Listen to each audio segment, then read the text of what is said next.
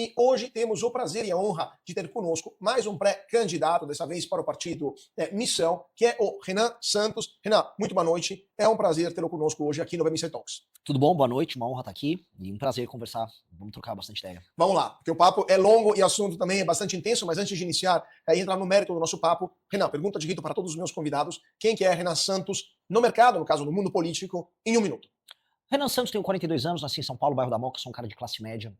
Fiz faculdade de Direito na USP, larguei no meio para virar empresário. Fui trabalhar na Bahia, trabalhei em São Paulo, trabalhei no interior de São Paulo. Fui metalúrgico, criador de produtos, trabalhei com vendas, fiz recuperação de empresa na raça, na unha, vamos dizer, a moda antiga. Até que vieram as manifestações de 2013, em que eu revi meus ex-colegas de faculdade liderando rua, né, as famosas manifestações dos 20 centavos. Vi todo aquele afã que eu tinha, eu era uma pessoa apaixonada por política e por história, aquilo se colocando na minha frente.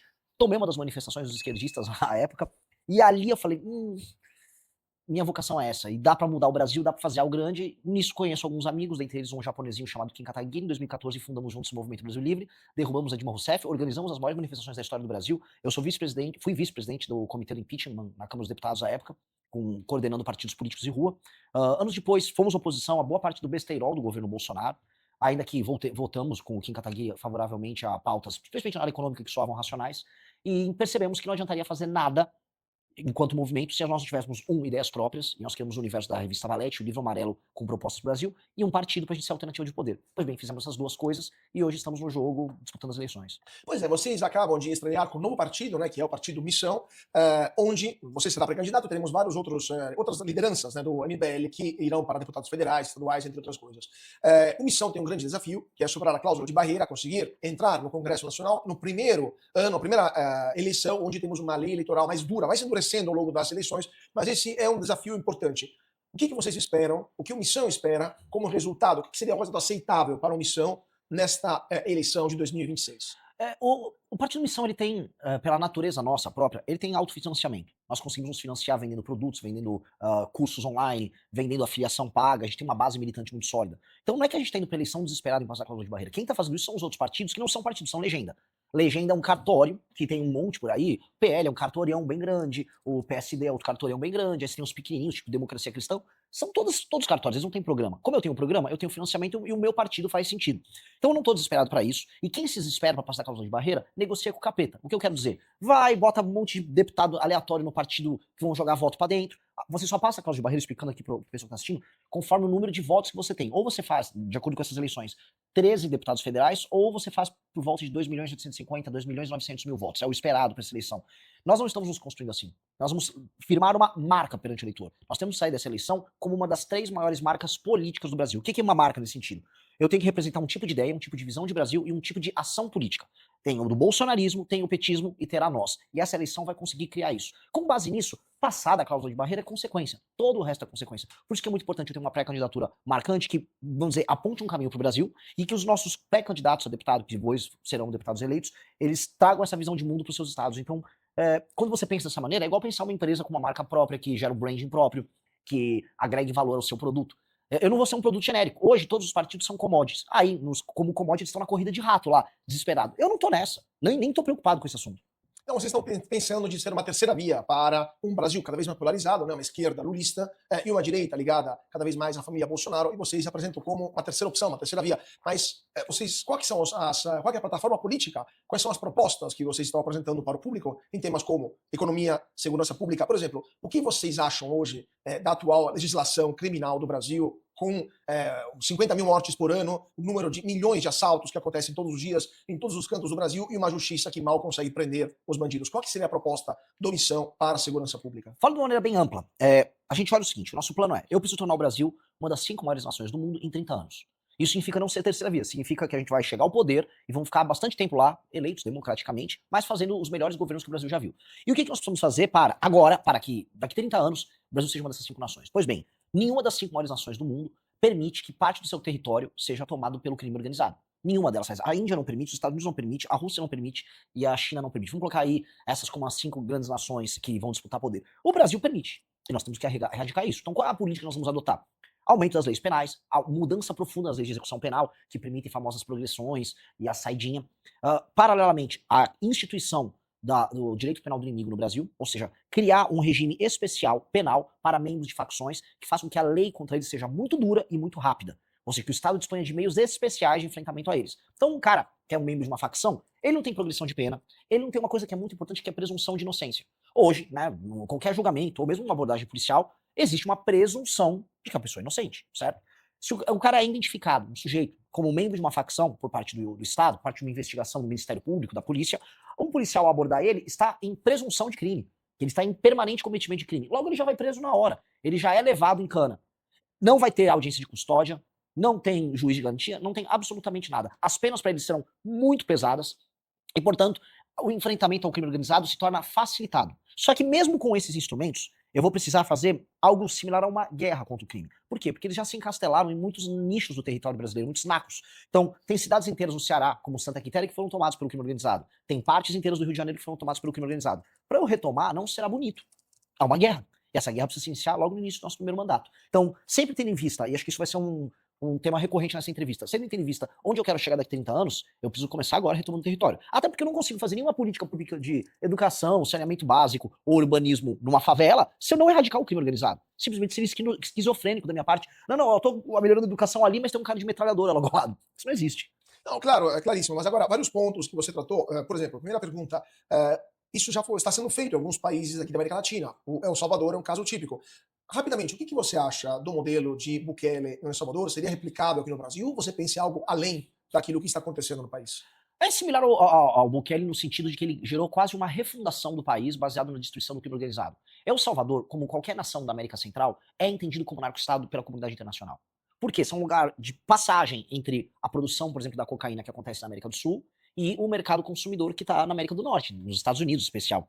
Então, não havia autoestima nenhuma da parte da nação salvadorenha. Quando o Bukele assume e quando ele impõe uma derrota humilhante ao crime organizado, e ele impõe políticas muito similares às que eu estou propondo, o que ele obteve foi o El Salvadorenho falando, nossa, eu pertenço a um país, meu país faz sentido. E aí ele conseguiu implementar outras políticas na área de saúde e de educação que são impecáveis. Eu tenho quase nada ruim a dizer sobre o trabalho dele. Então, obviamente que ele é uma inspiração. Há diferenças? Por exemplo, o Brasil é um país de dimensões continentais e você tem um modelo de polícia controlado pelos governos estaduais que, vamos dizer, impõe uma atuação política diferente por parte do presidente da República. Não acho que será, vamos dizer, deletério porque a gente pretende fazer, mas é diferente. Também tem a questão das favelas no Brasil. Diferente de outras nações, o Brasil cometeu o erro de achar que a favela faz parte da sua identidade. Aqui é favela, vem gringo pro Brasil, recebe um gringo, olha só a nossa favela, a Anitta faz festa na favela. Eu quero acabar com a favela. A favela tem que deixar de existir. E a favela é, por excelência, junto com as cadeias, o local onde o crime organizado opera. Então, este é um trabalho que nós temos que fazer depois da destruição do crime. Não que não exista coisas similares à favela em El Salvador, mas aqui isso é bem mais grave. Pois é, mas existe também, além disso, uma questão cultural, porque além da parte física da favela, existe também uma produção cultural de música, de filmes, né, até de vídeos agora no YouTube, que acabam exaltando a vida de bandidos mesmo, de traficantes. Né? O funk é um caso típico. Você proibiria o funk, por exemplo, como luta contra esse tipo de cultura que exalta criminais? Olha que libertador que eu vou falar agora. Sim. Olha que libertador, porque as pessoas acham, especialmente no campo do direito, nossa, mas e a liberdade de expressão? Não tem liberdade de expressão para um cara que está exaltando o Comando Vermelho, que todo dia mata algumas dezenas de pessoas. Boa parte dos brasileiros que morrem todos os dias morrem em conflitos envolvendo facções. E quase sempre você vai ter ou um PCC ou um afiliado do PCC, ou o Comando Vermelho ou um aliado do Comando Vermelho. Eles estão matando nesse instante que eu estou aparecendo na TV para as pessoas assistirem, tem alguém morrendo na mão deles. E a gente vai aceitar que existam músicas que teçam loas ou divulgam isso? Não. Na Dinamarca, tô falando de uma democracia escandinava, todo mundo gosta de falar, vai fazer divulgação de facção criminosa. Dá ruim pra você, vai dar ruim aqui também. Mas e a liberdade do funkeiro, vamos dizer, cantar uma música pra sua facção? Não terá. Pronto. Mas isso também tem outra consequência, só para terminar o assunto segurança. Temos alguns riscos à liberdade civis, a questão da liberdade de expressão, por exemplo, é um ponto que você citou, mas, por exemplo, você está falando do uso da violência, da força, para retomar território que hoje está nas mãos dos traficantes. Ou também da inversão do ônus da prova e do fim da presunção de inocência. Você não acha que isso pode acarretar uma série de riscos e de eventuais ameaças para as liberdades individuais e até conflitos com a Constituição vigente? Não, do ponto de vista não só constitucional, o Brasil já, vamos dizer, acolheu em outras legislações sobre combate ao crime elementos de direito penal do inimigo, elementos de exceção, e esse estatuto seria basicamente um elemento de exceção só para membros de facção. Tanto tem que ser uma legislação muito precisa, que enquadra exatamente o que é uma facção criminosa e que permita que as forças de investigação do Estado brasileiro possam identificar, olha, esta pessoa é membro dessa facção. Com base nisso, o direito penal do inimigo é aplicado a ela. Uma pessoa comum, para dar um exemplo para quem está nos assistindo, uma pessoa comum que, sei lá, estava numa festa e deu uma, deu uma porrada na cara do outro cara na festa. O direito penal será o direito penal normal para ela, porque essa pessoa não é membro de uma facção. Ela está enquadrada dentro da lei brasileira. O faccionado não. Então tem que ter um status diferente. Igual existe em outros países um status diferente para um terrorista. Então o terrorista terá um enquadramento muito diferente. Nos Estados Unidos teve uma versão disso que foi o Patriotic Act, que basicamente instituiu um direito penal do inimigo para membros de organizações terroristas islâmicas. E nós temos que fazer o mesmo aqui no Brasil com essas facções. Porque a situação com as facções no Brasil é muito pior do que das organizações terroristas nos Estados Unidos. E dito tudo isso, caso vocês consigam mudar essa legislação, temos outra questão que é o judiciário. Porque Sim. temos não só um STF problemático, mas vários juízes de várias comarcas que acabam soltando criminosos. Tivemos um caso no Rio de Janeiro recentemente, onde uma pessoa com dezenas, mais de 80 passagens pela polícia, foi libertado porque o juiz entendeu que não havia como prever o cometimento de novos crimes. Como é que vocês pensam de enfrentar um judiciário que claramente não digo conivente, mas pelo menos é leniente em relação a uma parte do crime no Brasil e considera isso até como uma forma de revolta social? E, eventualmente, as cortes supremas no Brasil, as cortes superiores, a STJ, a STF, são um problema, na sua opinião? Óbvio que são. Eu vou começar. O Brasil permite uma subjetividade por parte do juízo. Então, ele pode ter uma expressão pessoal na hora de emitir uma sentença. A gente conhece isso muito, por exemplo, na justiça trabalhista. Muito juiz tira a decisão da cabeça dele para punir, por exemplo, o empresário. Faz parte da lógica, inclusive a própria lei entrega a ele esse elemento subjetivo, porque ele diz, olha, existe uma relação hipossuficiente entre o empregador e o empregado, logo o juiz pode atuar. Então é como se ele tivesse um espaço de artista para ele criar. Mesma coisa, tem muito juiz de vara criminal que sai, vamos dizer, progressista da faculdade de Direito e vai querer fazer sua justiça social dentro do tribunal. Este cara tem que ter leis muito duras em que não há espaço algum para ele interpretar.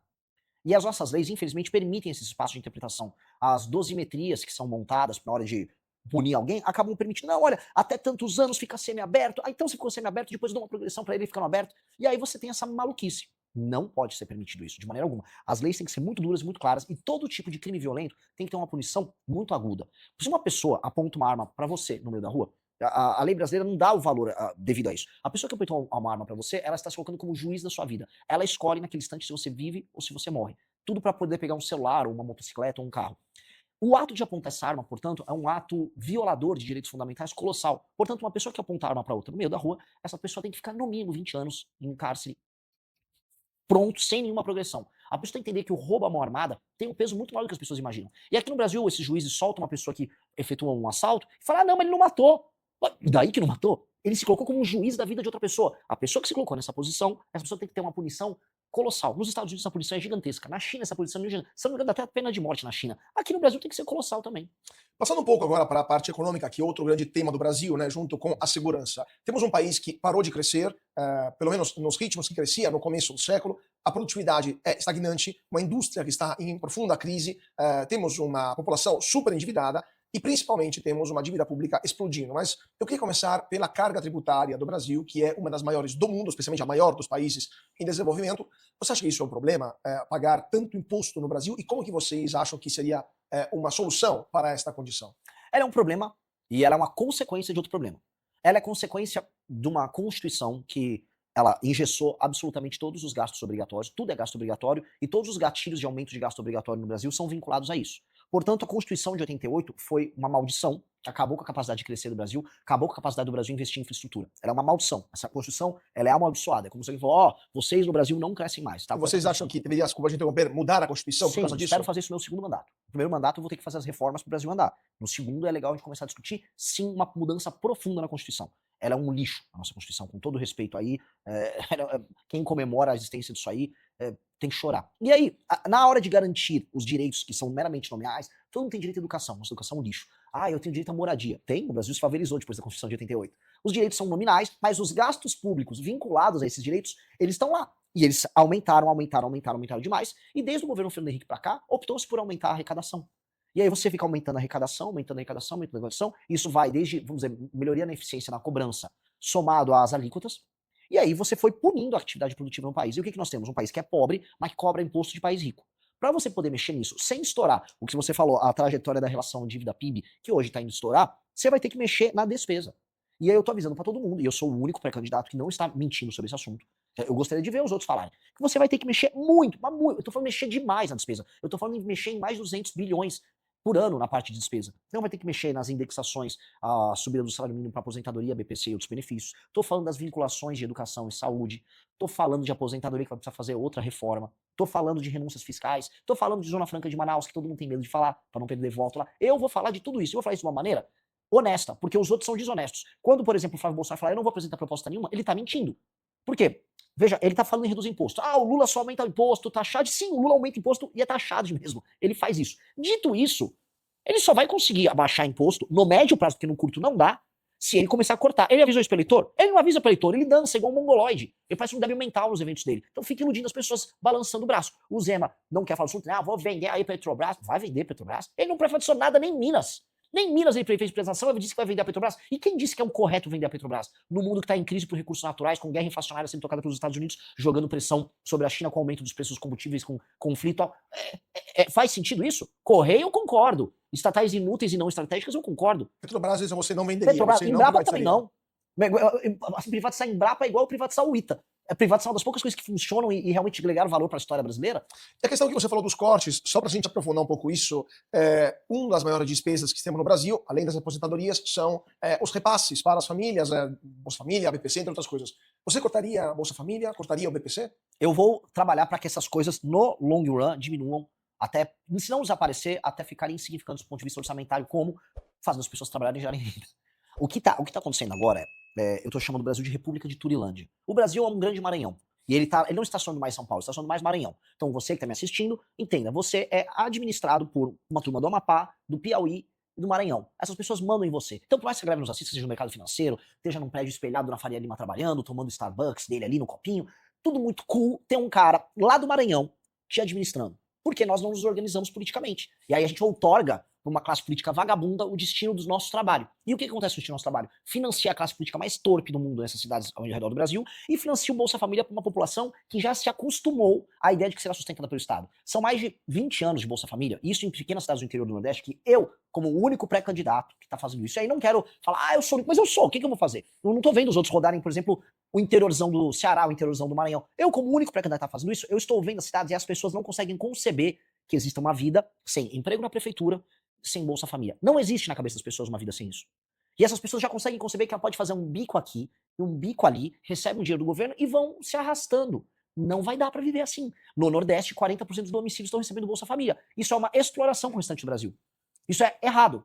E aí nós temos que acabar com isso. Como acabar com isso? Alteração nas nossas...